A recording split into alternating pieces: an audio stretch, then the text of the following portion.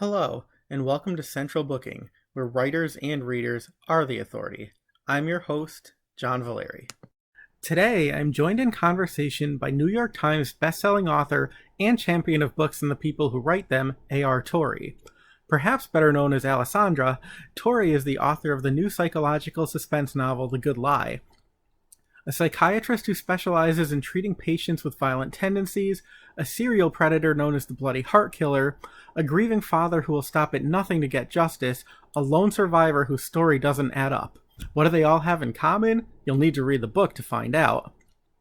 Though not a newbie to suspense, Torre got her start in romance and continues to straddle genres. She self-published her first book, Blindfolded Innocence, and its breakout success led to her discovery by traditional publishers. She's since embraced a hybrid model, publishing both traditionally and through her own platform. It's proved a winning strategy. Torre has more than 20 novels to her credit, which have been translated into 18 languages and distributed in excess of 30 countries. In addition to her own writing, Torre is an enthusiastic advocate for other authors, both aspiring and established. She created Alessandra Torre Inc., an authors school and online community, and the associated Inkers Con. Torre also co-founded Authors A.I, which uses artificial intelligence to help authors with their development and editing process. Most recently, that company launched BingeBooks, which helps readers to discover their next great read. Of course, most of us won't have to look beyond Torre's own The Good Lie to find that. Kirk has called the book great bedtime reading for insomniacs and people willing to act like insomniacs just this once, while Publishers Weekly enthused, this kinky tale is compulsively readable. Now, A.R. Torre reflects on her own multifaceted career and reveals some fascinating truths about The Good Lie. Hey everybody, welcome back to another episode of Central Booking. Today I am speaking with New York Times bestselling author A.R. Torre, whose newest book, The Good Lie, comes out on July 20th. And I'm going to flash you the cover real quick because it's really, really cool. And there's some orange that kind of matches my shirt, you know? There it is. There's the real thing. So hello and welcome to the show. Hi, thank you so much for having me. It's my pleasure. So I'm going to ask you first off to just pretend that we're stepping into a virtual elevator, you and me, and we're taking readers with us. And I'm going to ask you to give us your quick pitch for The Good Lie.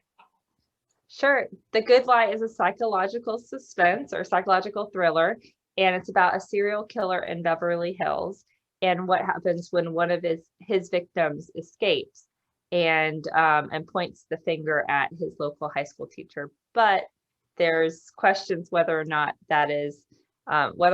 he is the actual killer, and a lawyer steps up to defend the accused serial killer, and it's actually the parent of one of the victims.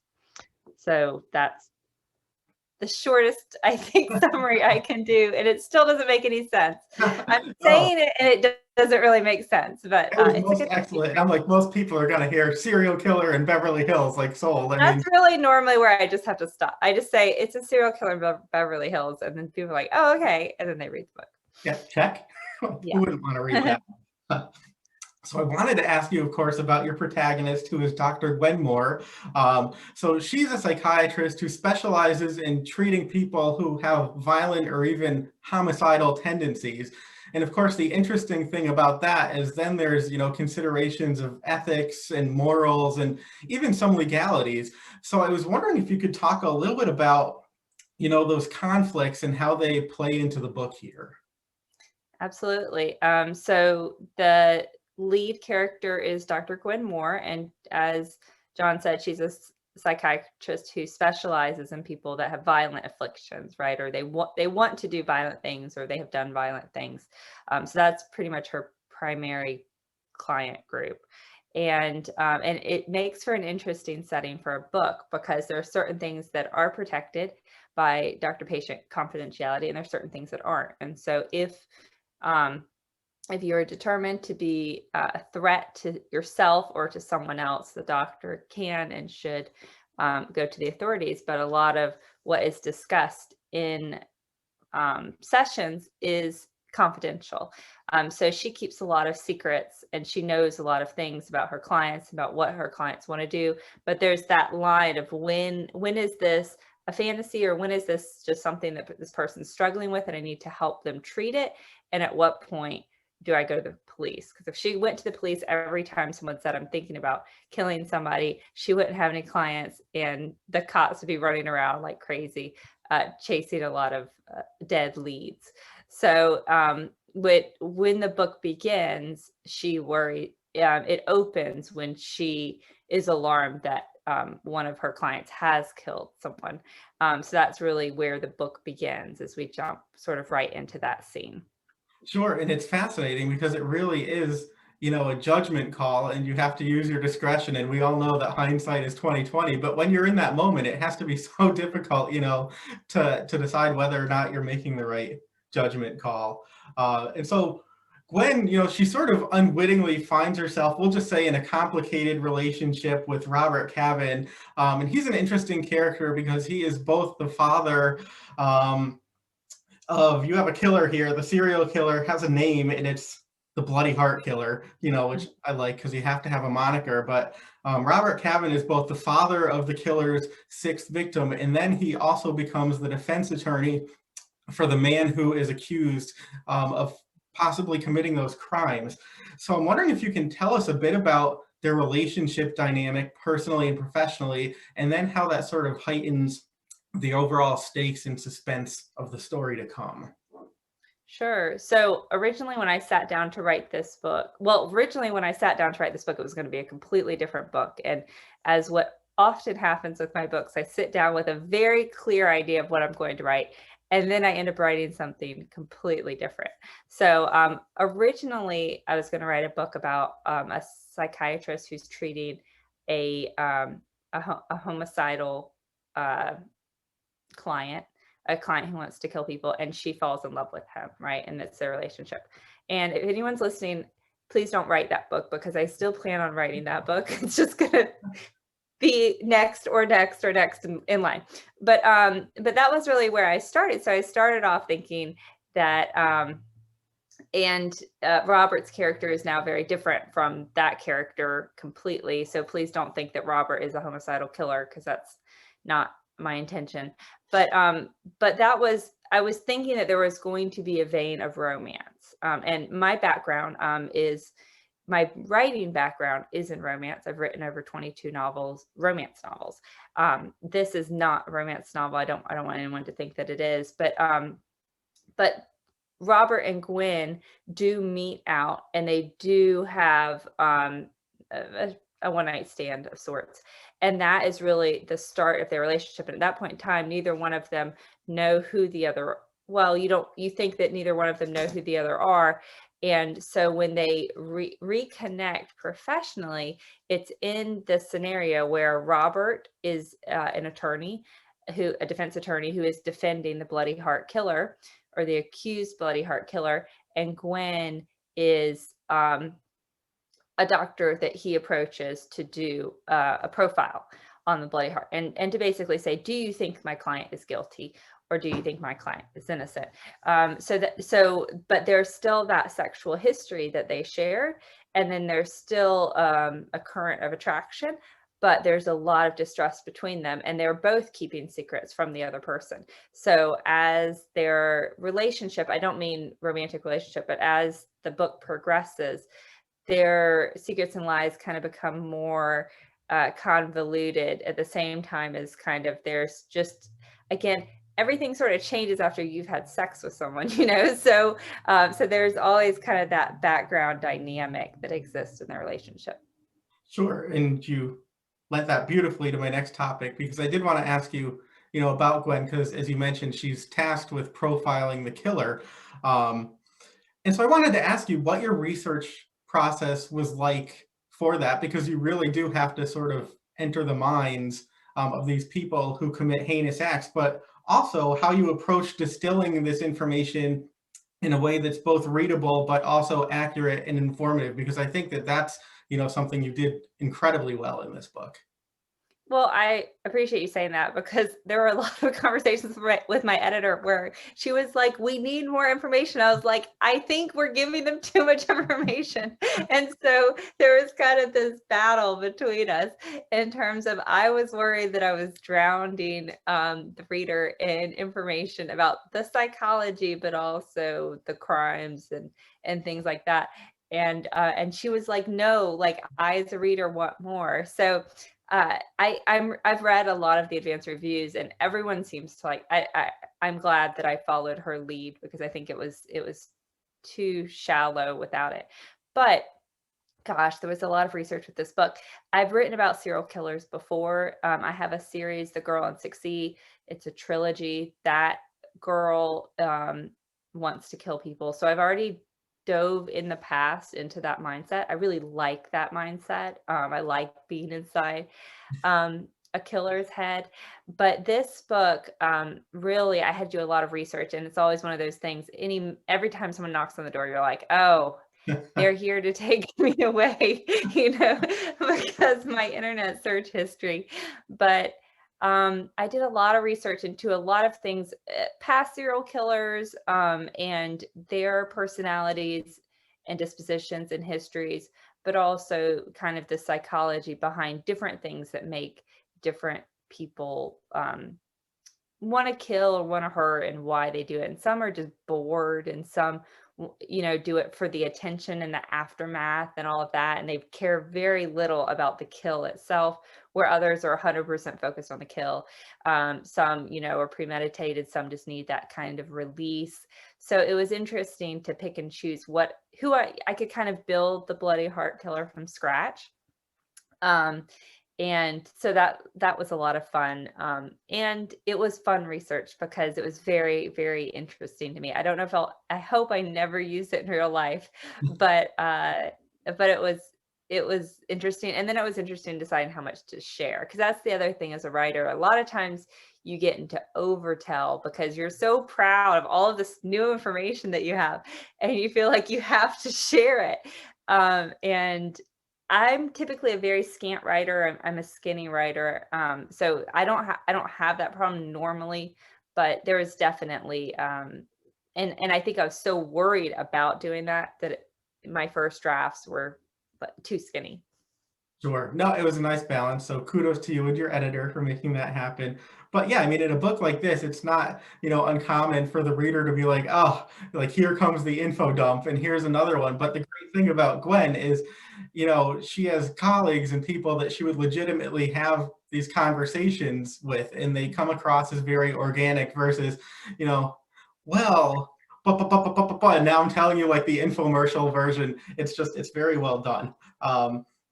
But I did want to ask you too about Gwen, because like so many of us, she really is sort of crime obsessed and true crime obsessed and exhilarated by the prospect of being drawn into this case.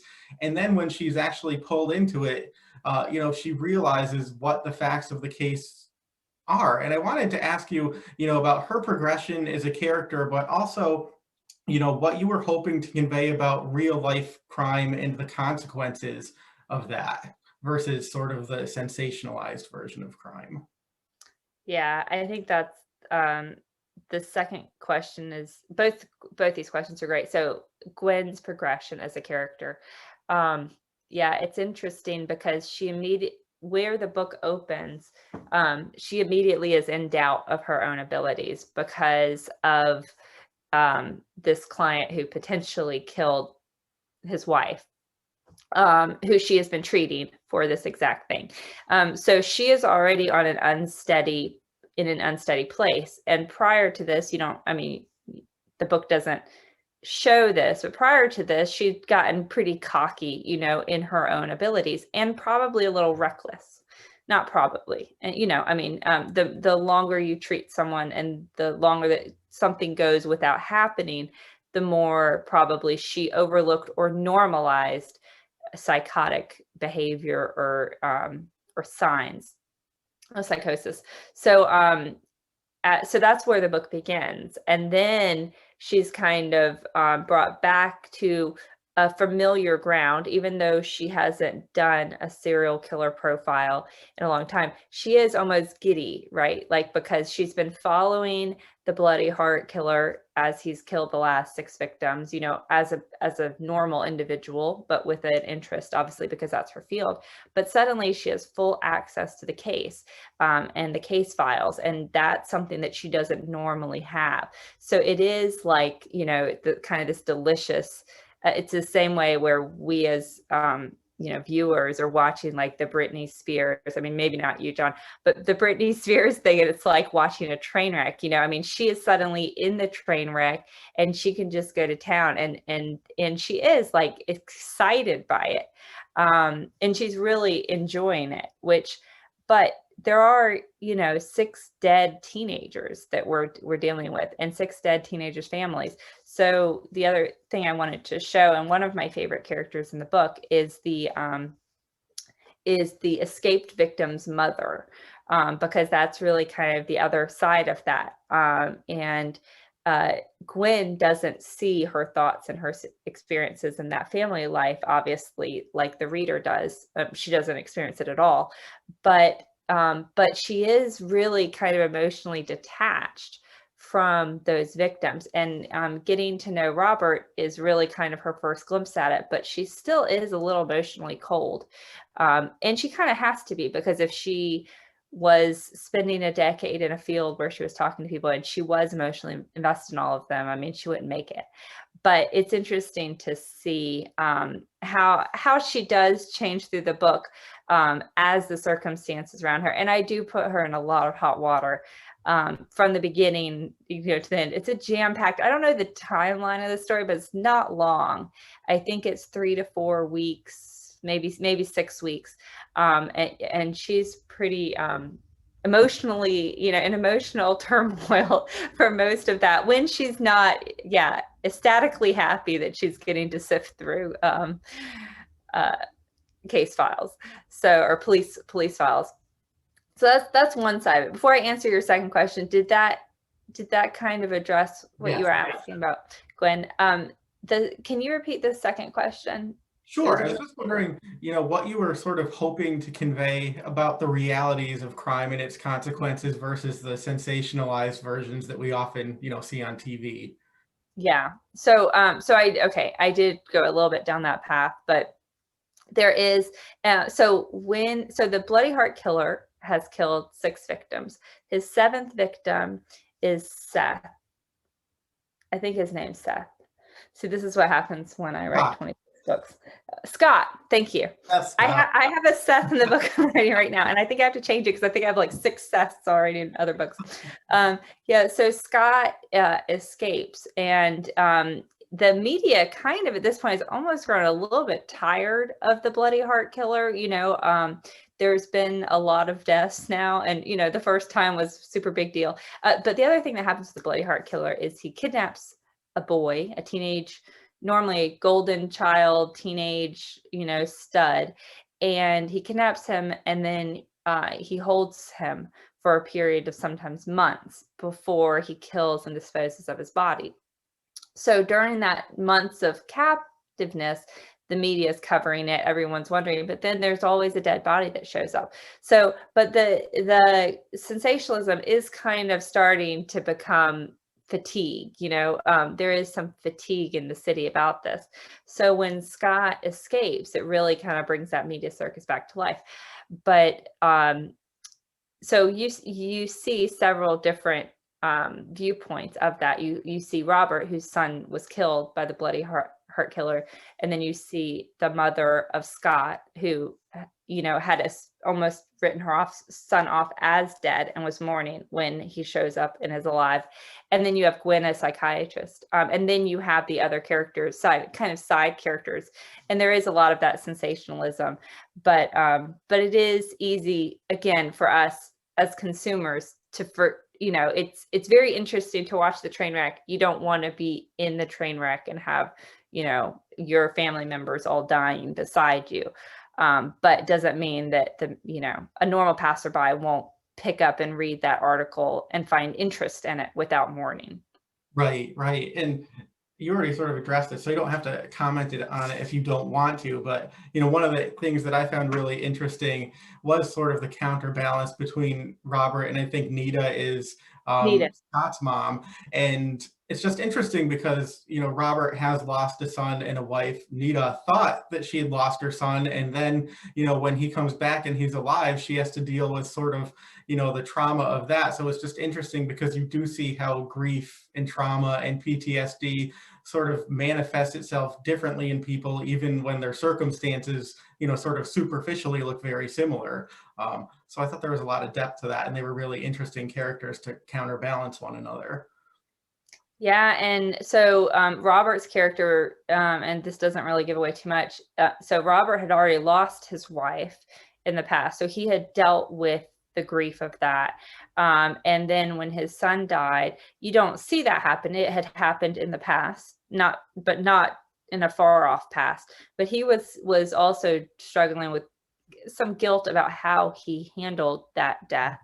And then you have Nita, and you have Nita's husband. And Nita's husband, I'm sure, would have handled the death of Scott very different. And I was I never really considered going into another family of the Bloody Heart Killer, but I think how how Robert also handled his wife's death in the past had come into play. So yeah, it's interesting how different people deal with grief. And Scott's family really did also go through a roller coaster because they thought their son disappeared. They had a period of waiting and almost expectation of him showing up dead. Then he is found, but then so many things that he's saying don't make sense about his captive. So then the mother is suspicious of her son while also being fiercely protective of him. And then there's a period where she is wondering if he is guilty in some way or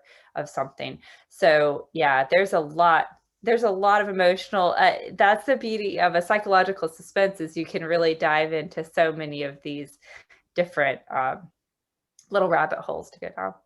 Yeah, it's interesting. And, you go through something like that. And I guess if you're fortunate enough to survive, you don't necessarily, come back the same person.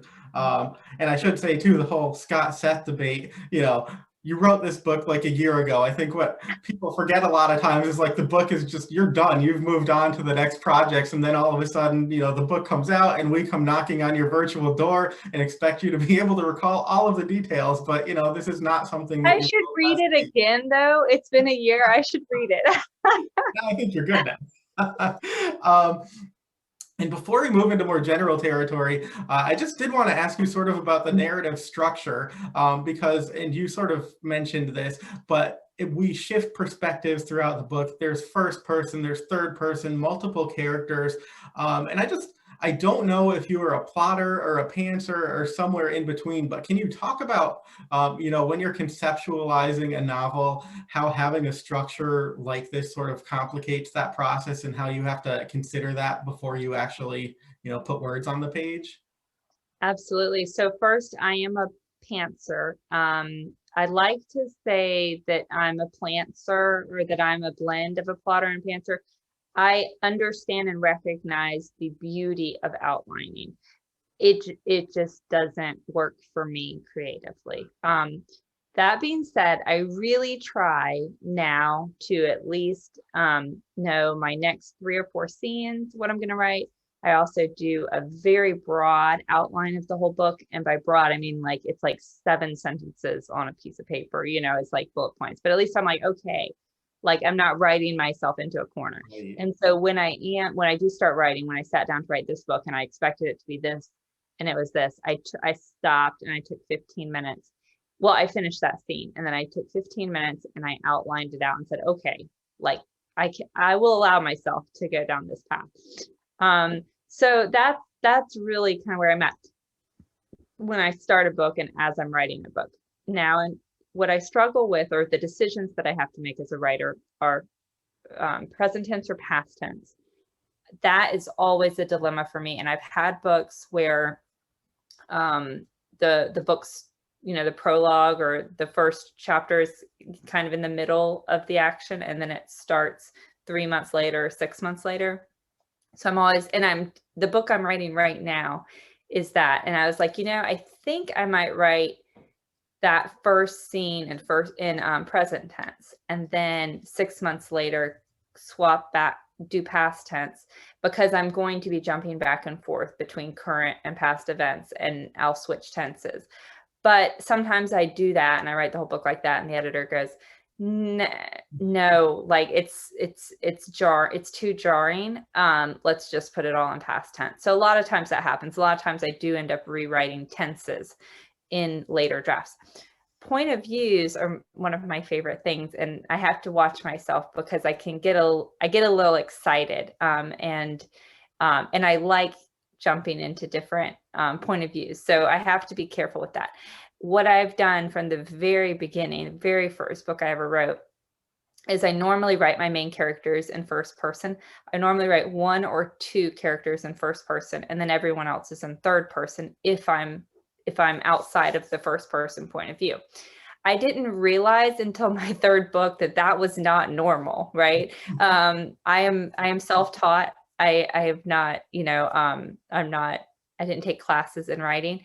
And so it wasn't until I was reading reviews, and I read reviews is one thing a lot of authors don't read their reviews. I read every review I can find or that I have time to read.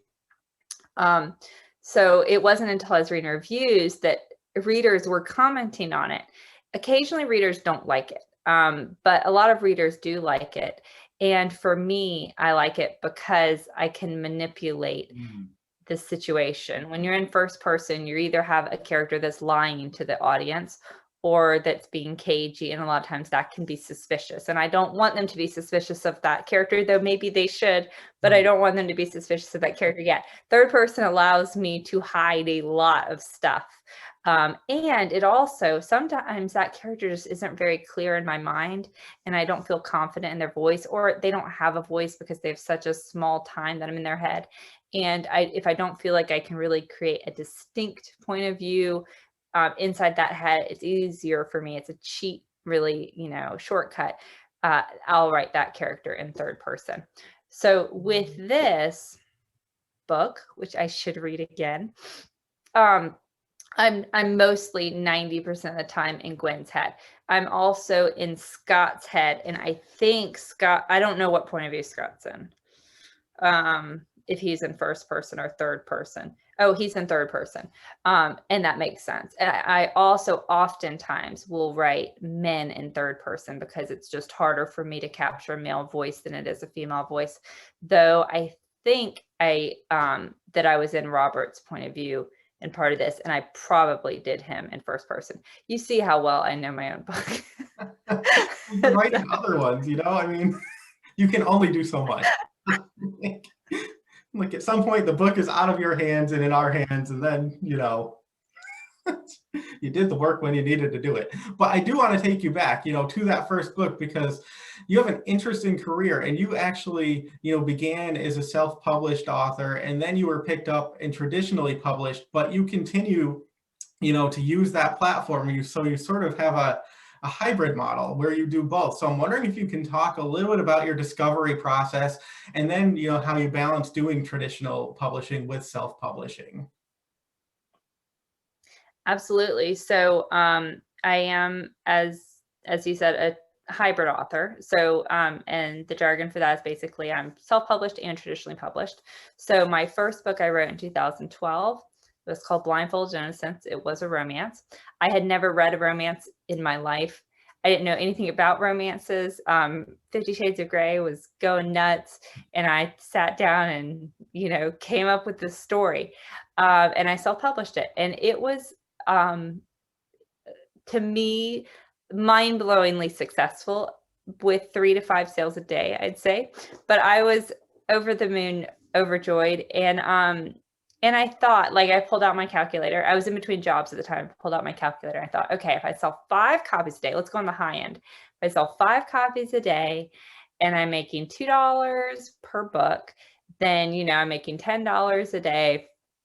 If I wrote 10 books, because it took me 6 weeks to write the first book. If I wrote 10 books, I wouldn't have to go back to work. So at the time I was making $38,000 a year in my job. So I was like, I could just like write, like this could be my job, you know, sounds great. So I was like, okay, 10 books.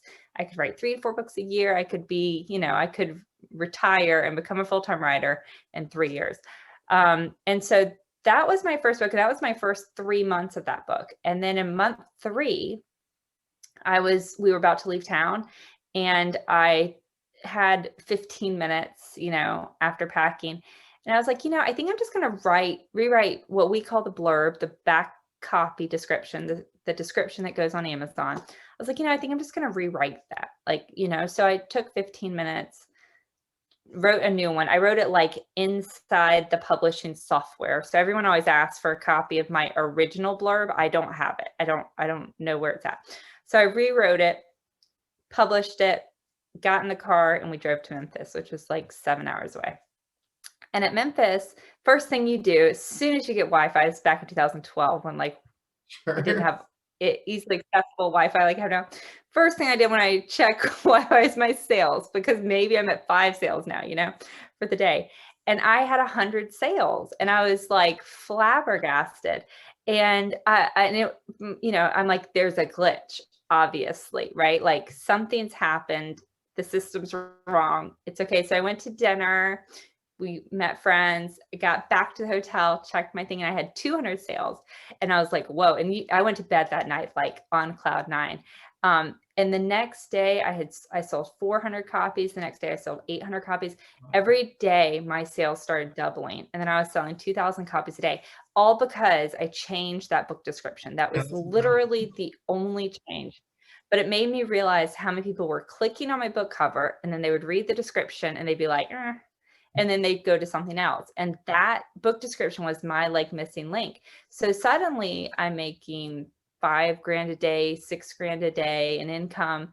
And my, you know, 3-year timeline is getting a lot shorter. And agents and publishers are contacting me directly, and agents were calling me. And I was really, I had no desire to be traditionally published. But I didn't know what to do, you know? And so I ended up meeting with a few agents.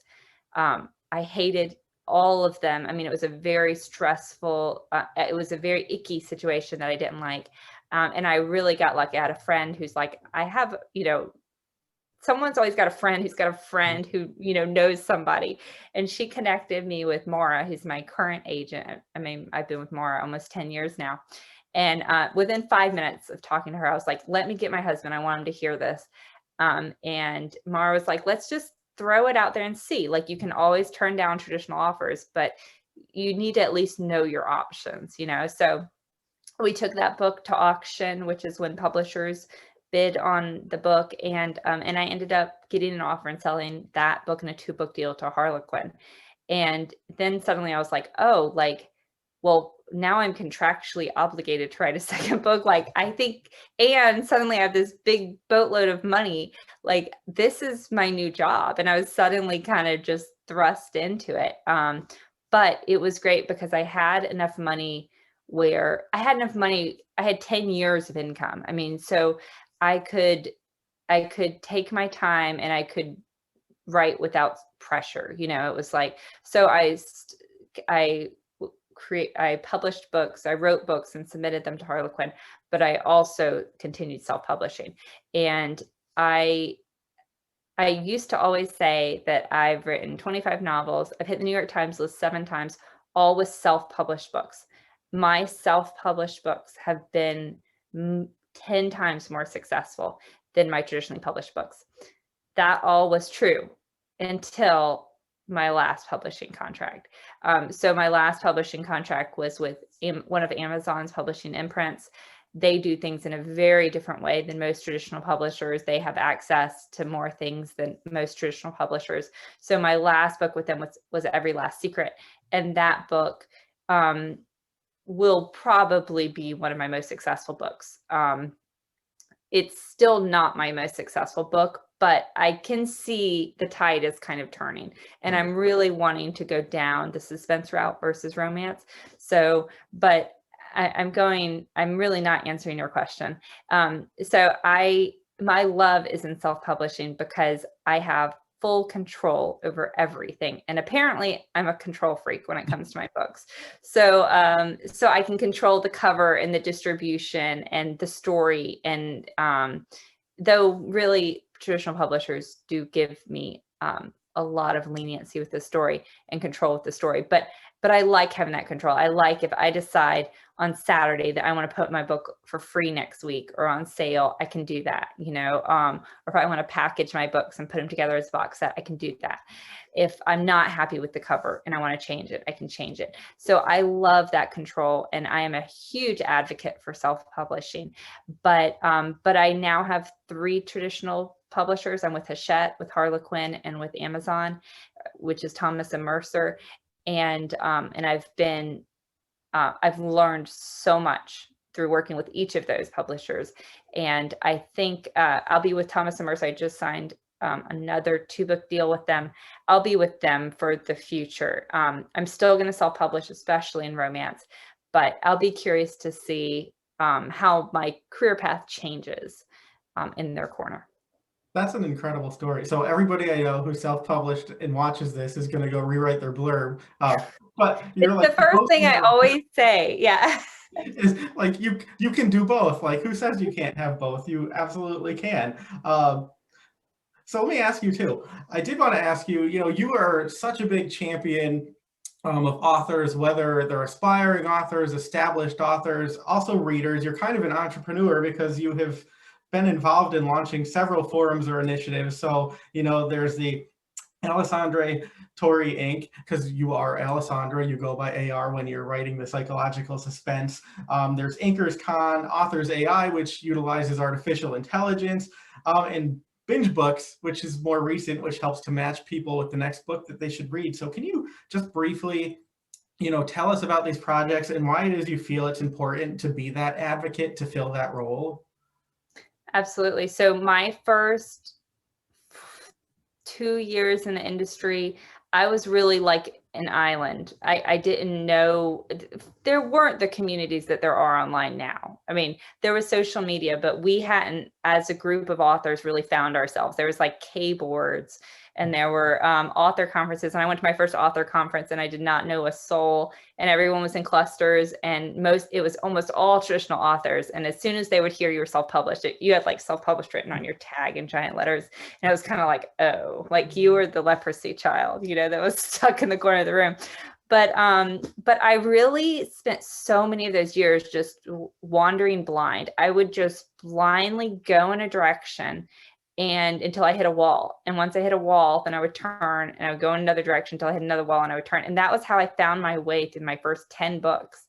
And I didn't know what I was doing. I wasn't trained in writing, marketing, and so much marketing advice was about nonfiction books. And as a new author, it's very, unless and anyone listening, I'm telling you right now, if anyone is giving you marketing advice about a book, first question is, are they a nonfiction marketer or a fiction marketer? Because they're 2 different worlds completely. And they can be giving you fantastic advice for a nonfiction book that is not going to help you the slightest bit with your fiction book.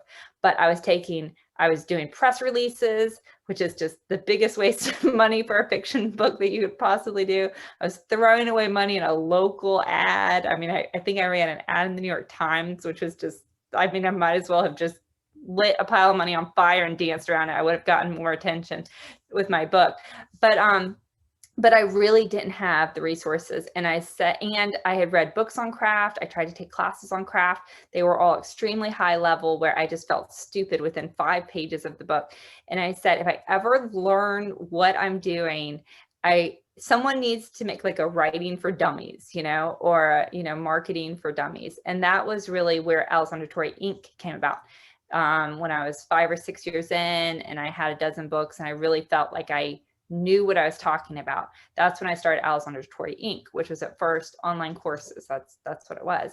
But that ended up, I opened a Facebook group just to help support that, and that just took off. And so Alessandra Torre Inc. has over 30,000 authors now between the different groups and mailing list and the online courses.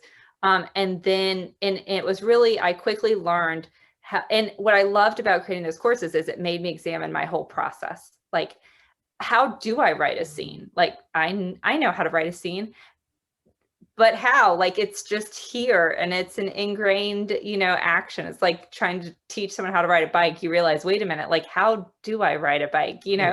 I just get on and go. So that really helped me grow as a writer because I learned my process, but I also learned how much I don't know.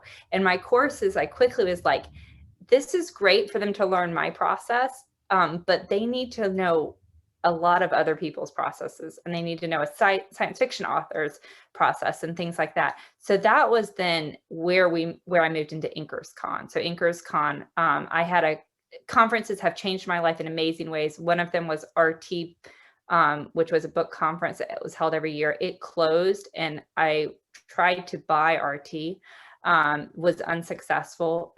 But that was when I was like, okay, if I can't buy RT and RT is going away, maybe we can build an RT like I would have. I loved RT, but there are things I would have changed. And that was how Inkers Con came. So Inkers Con is a fiction conference. So then I had found that space. And I was in that space and divided between writing and that world. And it's great because it was giving me all of what I needed. I had the community, and I was constantly learning to feed courses and to feed conferences. So I was learning much more than I'd ever learned. That was helping bring everything up for me to the next level. And that's when then a group of authors approached me about Authors A.I. And Authors A.I and BingeBooks are sister companies. They are connected. And at first, when someone said, oh, we're using artificial intelligence to help authors with their writing process, and I was like, I don't know about that.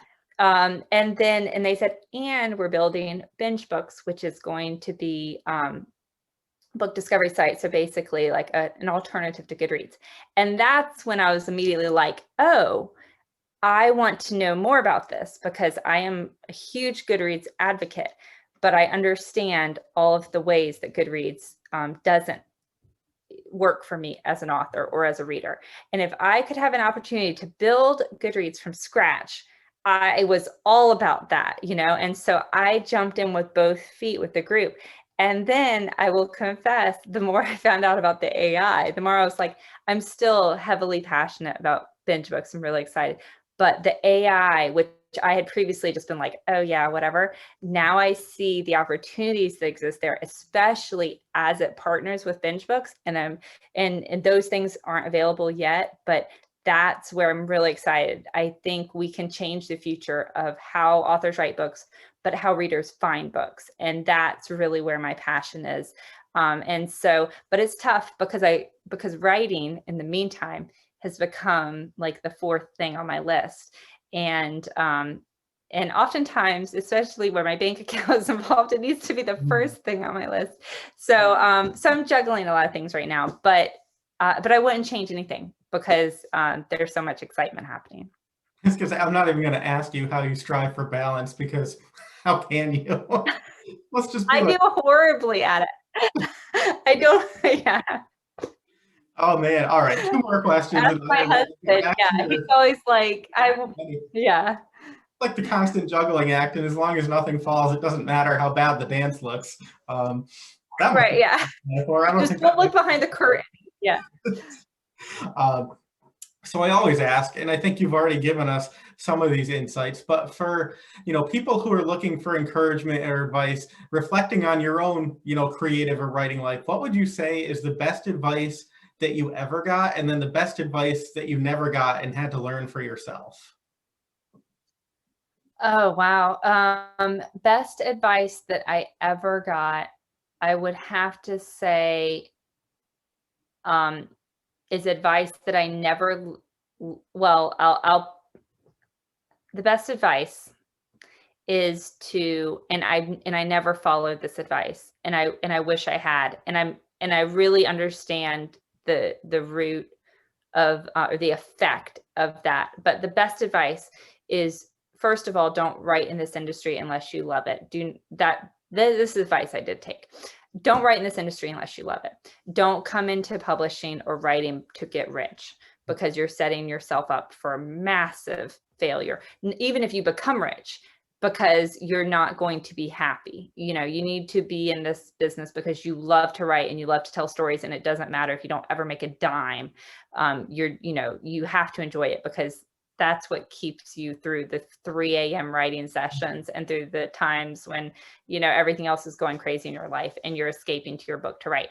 So if you are coming into this industry, be sure you come into it the right way. And I'm going to give like 9 pieces of advice, because I'm sorry, but this is We will soak it up like a sponge. Yeah.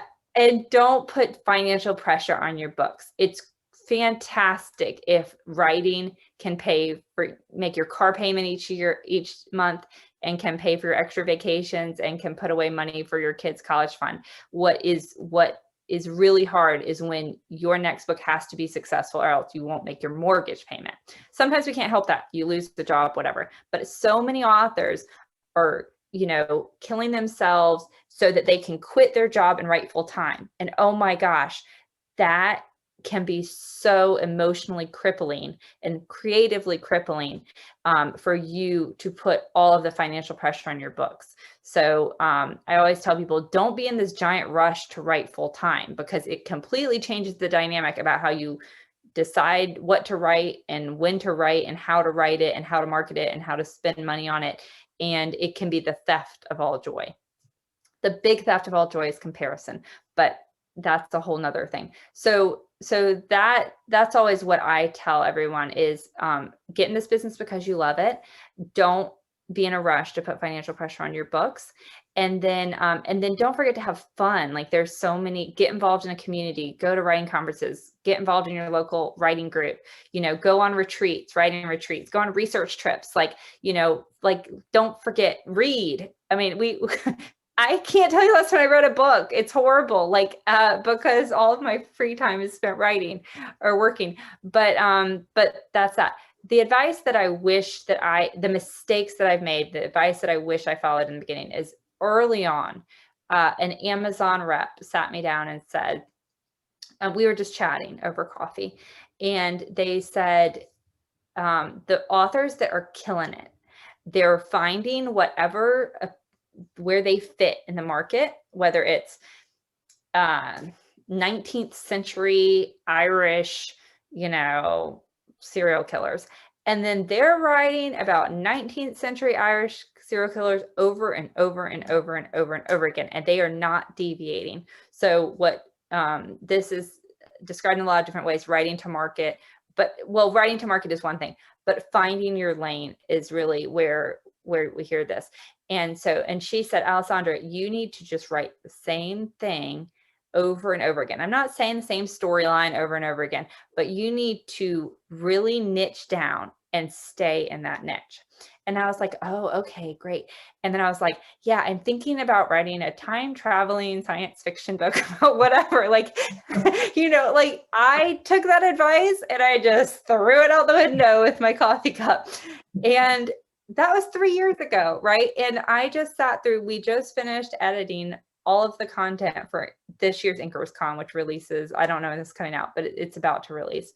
And I left there watching all of those videos and being like, why on earth? I have been one of our presenters calls it a squirrel. And it's so true. My first book was an erotic romance. My second book was about a serial killer recluse who does, sex shows online. And then I wrote, something totally different. And at some point I wrote 2 romantic comedies and a chick lit book. And then, a general fiction, psychological suspense.